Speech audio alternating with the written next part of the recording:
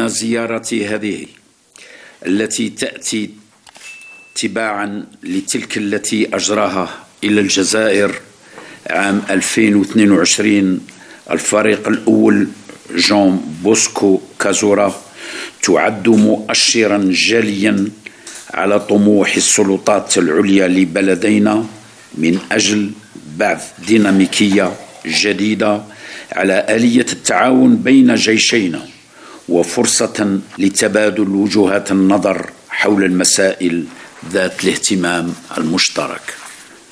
كما أنها تعد مرحلة هامة في مسعى التشاور بين مؤسساتينا نقطعها سويا على درب ترقية العلاقات الثنائية وتوطيد التعاون العسكري للارتقاء به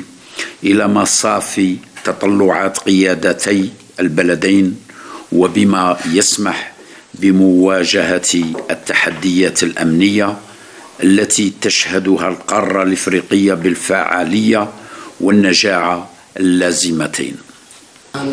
من جهته أشاد الفريق أول مبارك موغانغا بالإرادة الصادقة للطرف الجزائري في تعزيز العلاقات العسكرية الثنائية بما يتوافق مع طموحات البلدين الصديقين في إرساء أواصر تعاون مفيد ومثمر للجانبين.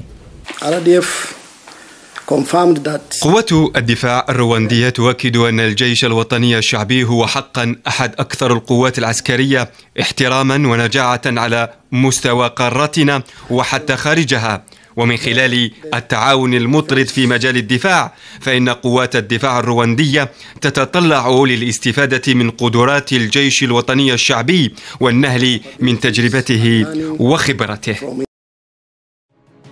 تابعونا على المواقع التالية.